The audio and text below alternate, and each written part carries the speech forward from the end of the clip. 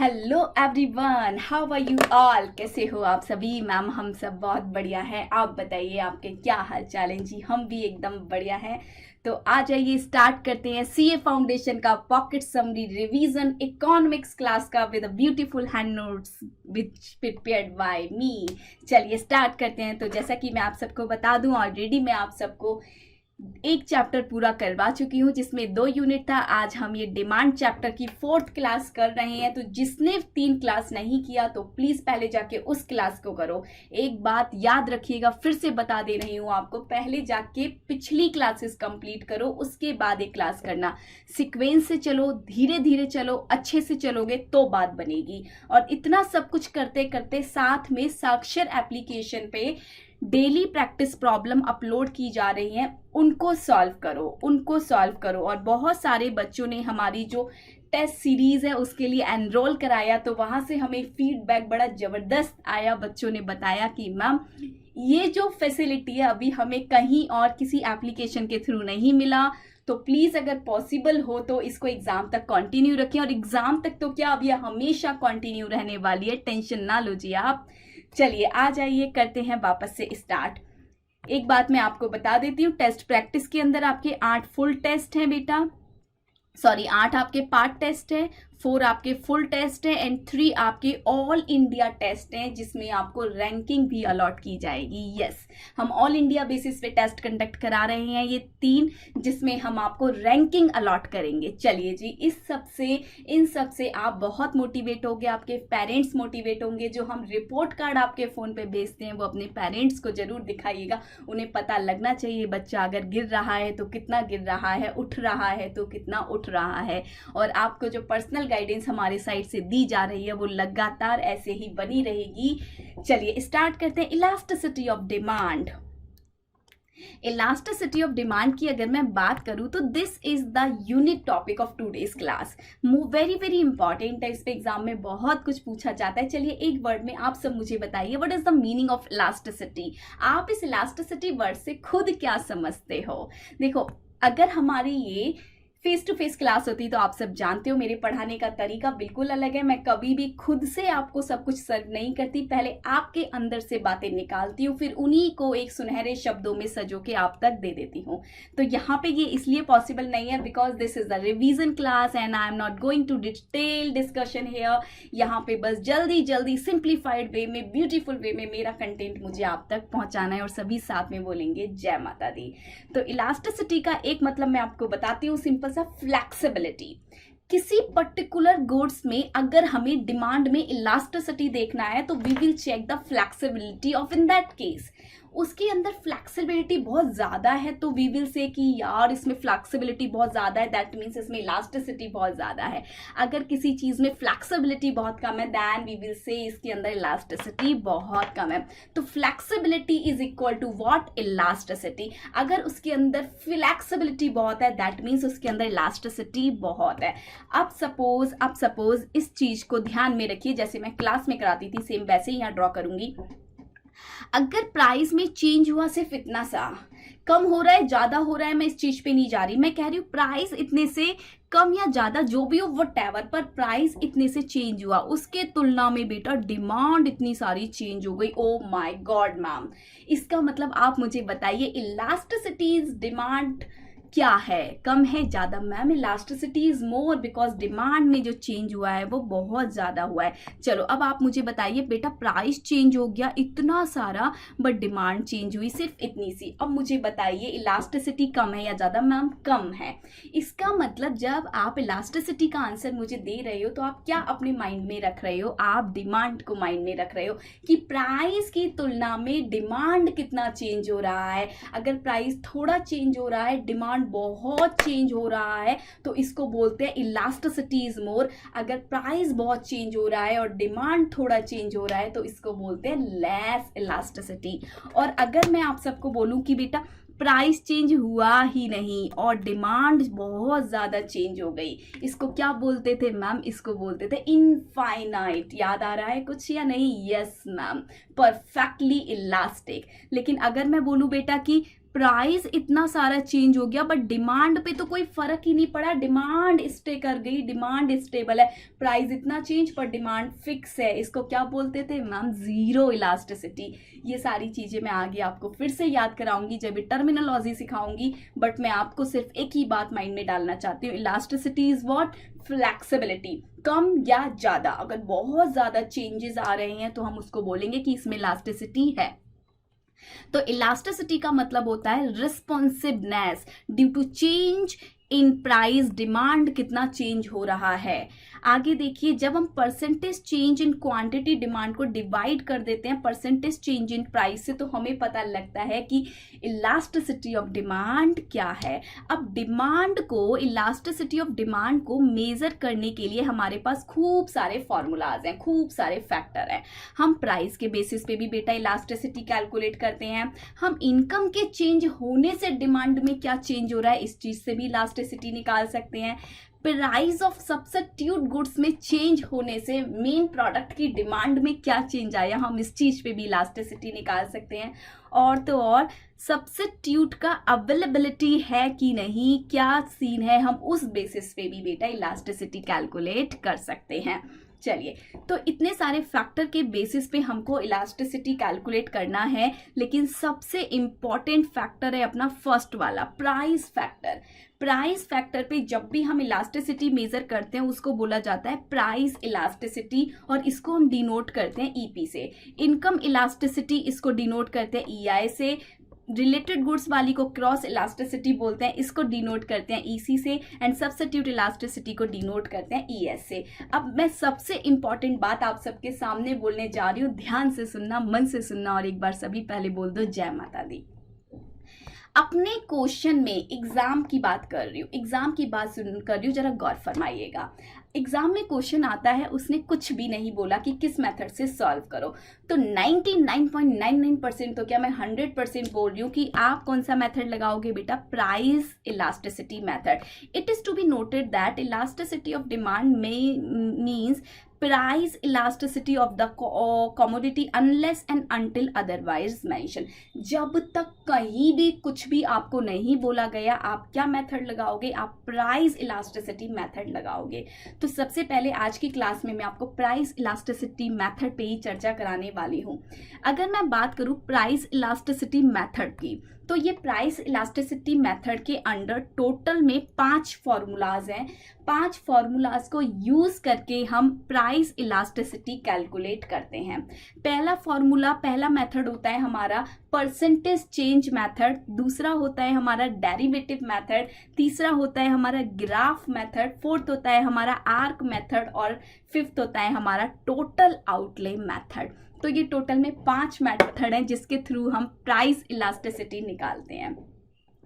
पहला मेथड आ रहा है आप सबके सामने, परसेंटेज चेंज और प्रोपोर्शनल मेथड की अगर मैं बात करूं तो इसका फॉर्मूला क्या होता है? इसका फॉर्मूला होता है ma'am change in quantity divided by change in price, यानी कि delta Q divided by delta P into P divided by Q. ये मेथड हम कब यूज करते हैं? ये मेथड हम तब यूज करते हैं जब एग्जाम में कोई भी अलग मेथड से चीजों को कैलकुलेट करने के बारे में नहीं बोला, और ma'am change in quantity due to change in price हो रहा है, क्वांटिटी में चेंज हो रहा है due to change in the price, then हम ये वाला मेथड यूज करेंगे। इस मेथड में अदर क्या क्या खासियत है? इस मेथड से जब भी आप आंसर निकालोगे तो आंसर बेटा नेगेटिव आएगा, और नेगेटिव साइन को हमें करना होगा इग्नोर। दूसरा मेथड है अपना पॉइंट इलास्टिसिटी मेथड, जिसमें हम डेरिवेटिव का यूज करते हैं। तो यहाँ पे सब कुछ सेम है, पूरा का पूरा सब कुछ, फॉर्मूला भी सेम है, लेकिन डेल्टा की जगह क्या आ जाएगा? डी। डेल्टा की जगह क्या आ जाएगा? डी। ये मेथड अपन कब यूज करते हैं? ये मेथड मैम हम तब यूज करते हैं जब प्राइस और क्वांटिटी में बहुत थोड़ा थोड़ा सा चेंज आया हो, बहुत ज्यादा थोड़ा थोड़ा सा चेंज आया हो, इनफाइनेटेसिमल चेंज आया हो, वेरी स्मॉल चेंज आया हो, तब we will use this method. आगे देखते हैं, कैमरा अभी विजिबल नहीं है, कोई बात नहीं, अब हम तो विजिबल हैं। चलिए, पॉइंट इलास्टिसिटी की अगर मैं बात करूं, पॉइंट इलास्टिसिटी की एक और मेथड होता है जिसको बोला जाता है बेटा ग्राफिकल मेथड। ग्राफिकल मेथड का फॉर्मूला क्या होता है? Lower segment divided by upper segment. Lower segment divided by upper segment. ये मेथड कब यूज करोगे? जब आपको एक स्ट्रेट लाइन डिमांड कर्व दिया हो और वो straight line demand curve X and Y दोनों एक्सिस को क्या कर रहा हो? टच कर रहा हो। तो इस वाले पॉइंट पे जो अपना निकल के आता है ये इनफाइनाइट इलास्टिसिटी होता है। यहाँ पे इलास्टिसिटी ग्रेटर देन 1 होता है, इस पॉइंट पे इक्वल होता है और इस पॉइंट पे लेस देन होता है और इस पॉइंट पे 0 होता है। मैम ये कैसे निकालना सिखाया था? याद करो, lower segment divided by upper segment. इस वाले पॉइंट के लिए अपर सेगमेंट और लोअर सेगमेंट क्या आएगा? लोअर सेगमेंट मैम 0 आ जाएगा, लेकिन ये पूरा सॉरी अपर सेगमेंट क्या आ जाएगा बेटा? अपर सेगमेंट 0 आ जाएगा और ये पूरा का पूरा लोअर सेगमेंट है। मैं मान लेती हूँ ये 100 है, तो अपर सेगमेंट इज व्हाट? 100। तो यहाँ पे वैल्यू क्या आ जाएगी? इनफाइनाइट। इसकी बातें करते हैं। मैं मान लेती हूँ ये हिस्सा 20 है, ये हिस्सा बेटा 80 हो गया। तो अब मुझे बताइए इस वाले पॉइंट पे ये वाला सेगमेंट कैसा हो गया? Upper segment. Upper is what? 20, lower is what? Lower is 80। तो यहाँ पे कितना आ जाएगा मैम? 4, यानी कि इलास्टिसिटी इज ग्रेटर देन 1। यहाँ पे क्या हो जाएगा? 50 divided by 50 is equal to 1। यहाँ पे ऐसे ही सॉल्व करोगे, ई लेस देन 1, यहाँ पे करोगे ई इक्वल टू 0। आगे आ जाइए, नेक्स्ट मेथड है बेटा अपना आर्क इलास्टिसिटी। आर्क इलास्टिसिटी का फॉर्मूला याद रखना, Q1 minus Q2 divided by Q1 plus Q2 into P1 plus P2 divided by P1 minus P2। इन सब चीजों का आपको क्लास में बताया था, डिटेल डिस्कशन, ये फॉर्मूला कैसे बना एंड क्यों बना एंड ऑल। तो अगर मैं बात करूं, सपोज ये डायग्राम है, इस डायग्राम पे मैंने एक आर्क बनाया, इस आर्क के 2 पॉइंट लिए, इस आर्क के 2 पॉइंट लिए मैंने P1 P2 और ये ही दोनों पॉइंट से मेरा क्या निकला? Q1 Q2। तो यहाँ पर P1 P2 two point of arc, Q1 Q2 also the point of arc. हम इस मेथड को यूज करके आर्क इलास्टिसिटी निकाल रहे हैं और ये मेथड हम कब यूज करते हैं? जब प्राइस और क्वांटिटी में चेंज बहुत ज्यादा हो। चेंज कैसा हो बेटा? चेंज बहुत लार्ज हो। और आर्क इलास्टिसिटी हमेशा एवरेज बेसिस पे निकाली जाती है। इसके बाद अपना नेक्स्ट मेथड आता है बेटा total outlay method. Total outlay method based होता है अपने टोटल खर्चों पे कि अपन कितना खर्चा कर रहे हैं। इस पर्टिकुलर मेथड में कभी भी हमें एग्जैक्ट इलास्टिसिटी नहीं पता लगती। जैसे कि अभी मैंने आपको ऊपर सिखाया ना, ई लेस देन 1 है, ई ग्रेटर देन 1 है, ई 0 है, ये अपन बाकी के मेथड में पता लगा रहे हैं। बाकी के मेथड में फॉर्मूला लगा के हम पर्टिकुलर डिजिट भी निकाल रहे हैं, लेकिन इस मेथड में सिर्फ हमें ये पता लगेगा बेटा कि इलास्टिसिटी है या इन इलास्टिसिटी है या यूनिटी है। ये मेथड हमें एग्जैक्ट फिगर नहीं देता, ये मेथड हमें सिर्फ और सिर्फ एक अप्रोक्सीमेटली डेटा बताता है।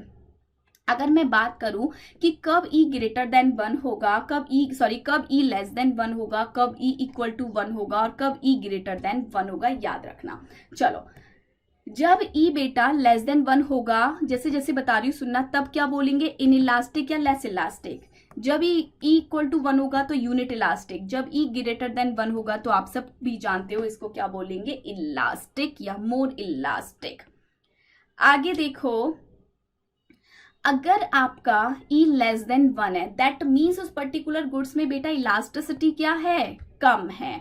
इसका मतलब क्या हो रहा है कि प्राइस और एक्सपेंसेस मूव हो रहे हैं सेम डायरेक्शन में। मतलब कि जितना गुड्स का प्राइस बढ़ा बेटा, उतने से आपकी डिमांड बढ़ी। समझ रहे हो मेरी बात? उतने से आपका खर्चा बढ़ा, उतने से आपका खर्चा बढ़ा।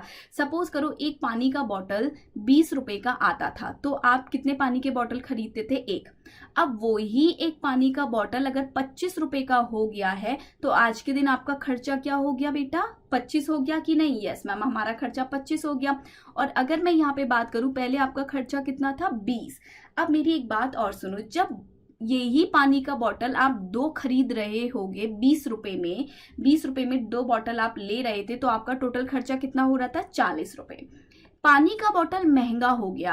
अब पहली बात तो आप एक ही बॉटल खरीदोगे, यस, लेकिन एक बॉटल भी अब आपका कितने रुपए में आएगा बेटा? 25 में। यानी कि खर्चा बढ़ रहा है और आपका रेवेन्यू भी तो बढ़ रहा है। अगर 2 बॉटल खरीदोगे तो कितना आएगा? 50 में।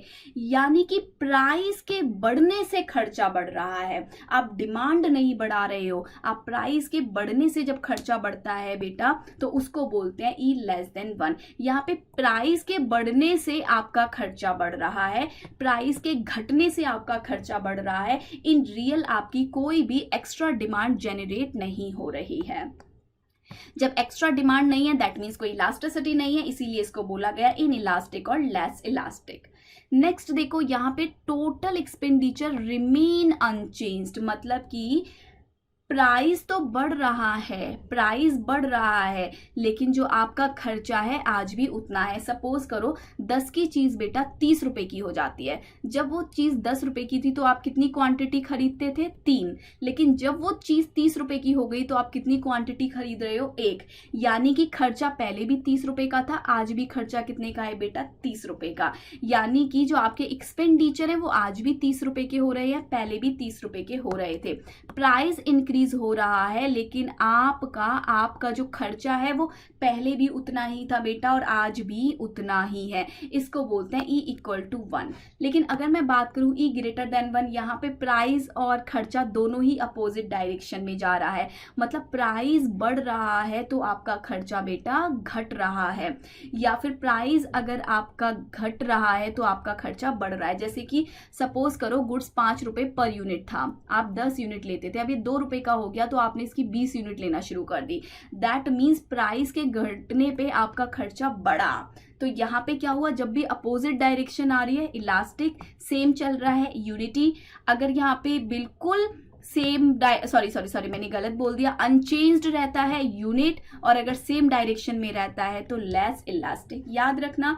तो ये अपने सारे के सारे मेथड थे बेटा प्राइस इलास्टिसिटी से रिलेटेड। इसके आगे के जो भी मेथड है वो आगे करेंगे, आगे की क्लास में करेंगे। जब तक इतना रिवाइज करो और DPP साक्षर ऐप से सॉल्व करो, टेस्ट के लिए एनरोल करो, मजे से टेस्ट को एंजॉय करो, पर्सनल गाइडेंस को फील करो। Bye bye, take care to all of you, God bless you all.